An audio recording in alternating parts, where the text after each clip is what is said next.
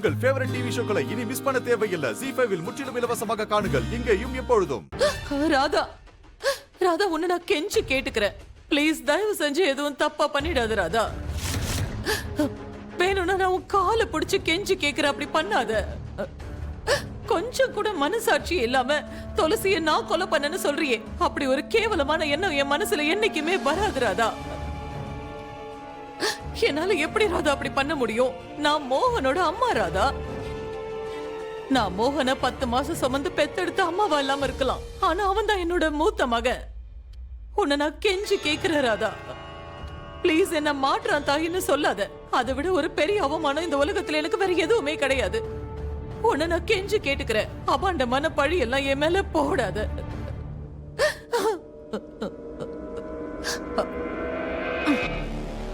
இப்படி 2 சொட்டு கண்ணீர் விட்டு தப்பிச்சிருவேன். இவ்வளவு அன்பான பாசமான தாய்மை வார்த்தைகள் எல்லாம் சொன்னா அது நீ சொன்ன ஒவ்வொரு உண்மையும் உடைக்கும். உன்னால எதுவுமே பண்ண முடியாது.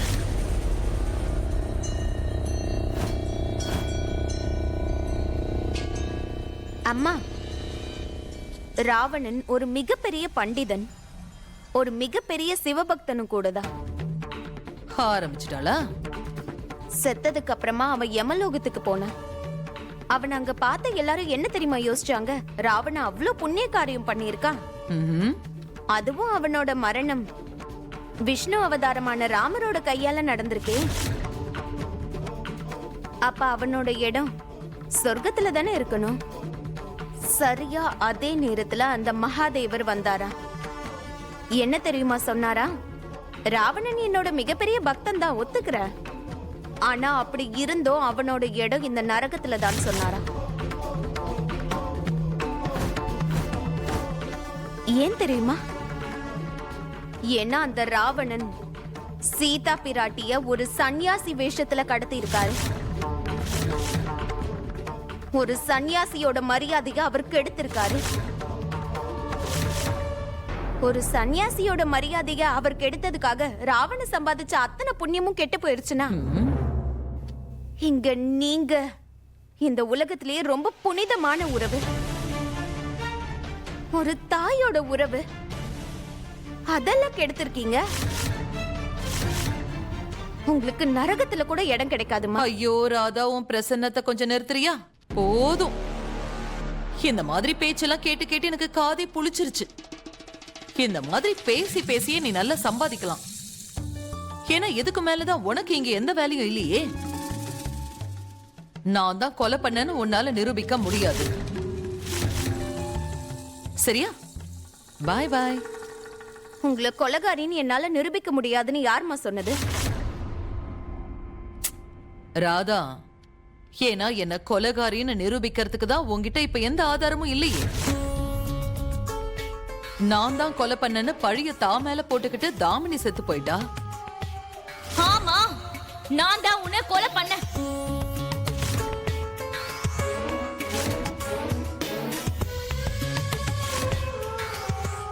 இந்த நேரத்துக்கு அவளோட அஸ்தி கடல்ல எங்கேயோ கரைஞ்சு போயிருக்கும். சோ இப்போ எனக்கு தெரிஞ்ச வரைக்கும் உன்கிட்ட எந்த ஒரு ஆதாரமும் இல்ல நான் தான் துளசிய கொலை பண்ணன்னு நிரூபிக்கிறதுக்கு.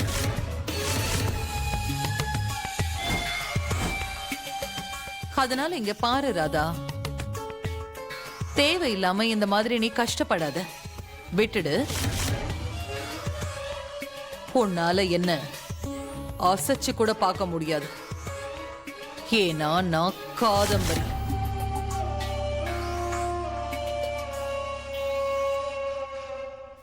யாருமா சொன்னது என்கிட்ட எந்த ஆதாரமும் இல்லைன்னு?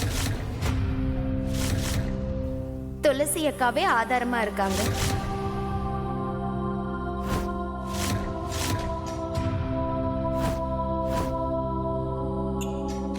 துளசியா? வாங்க மண்ணா, உங்களை சந்திக்க வைக்கிறேன். நீங்க பண்ண அரக்கத்தனத்தோட கதைய, உங்க மரணத்தோட கதைய அவங்களே உங்களுக்கு சொல்லுவாங்க.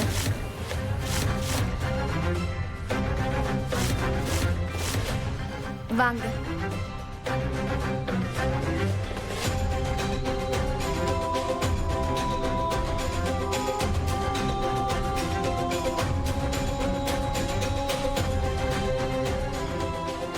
என்னை எங்க கூட்டிட்டு போற? ஏராதா, ஒருவேளை துளசியோட ஆன்மா இந்த வீட்டுக்குள்ள இன்னமும் இருக்கோ? இல்லம்மா, துளசி அக்கா போயிட்டாங்க.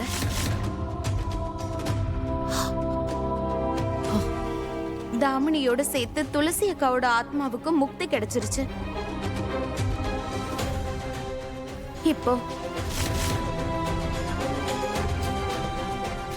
இப்போ என்ன?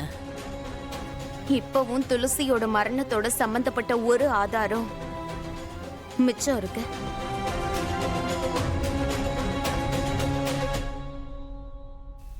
இதோ பாருங்க.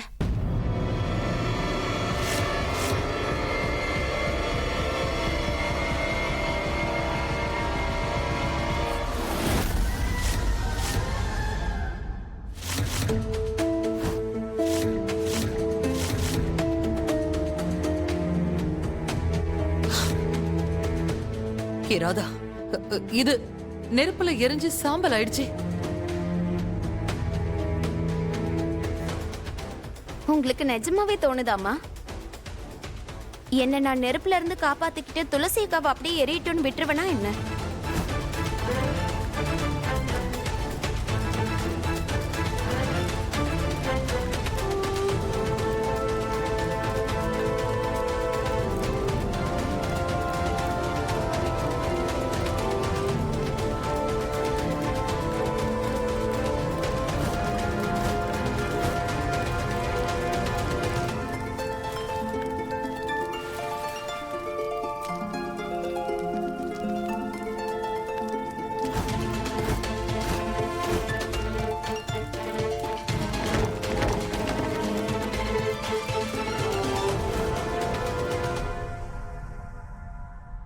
துளசி அக்காவை கொன்னவங்களுக்கு தண்டனை வாங்கி கொடுக்கன்னா மரணத்தை கூட ஏற்க தயாரா இருக்கம்மா.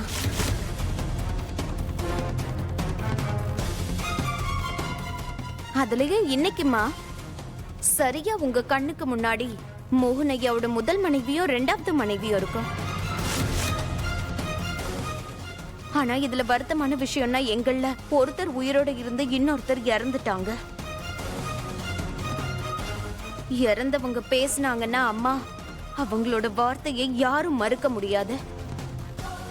இந்த மொத்த குடும்பமும் உங்க மேல நிறைய நம்பிக்கை வச்சிருக்காங்கல்ல, அந்த தைரியம் தானே.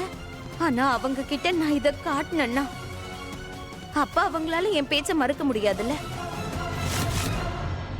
இப்ப நான் இந்த எலும்பு கூட்ட DNA சோதனைக்கு அனுப்புவேன், அப்புறம் ஃபாரன்சிக் சோதனைக்கும் அனுப்புவேன்.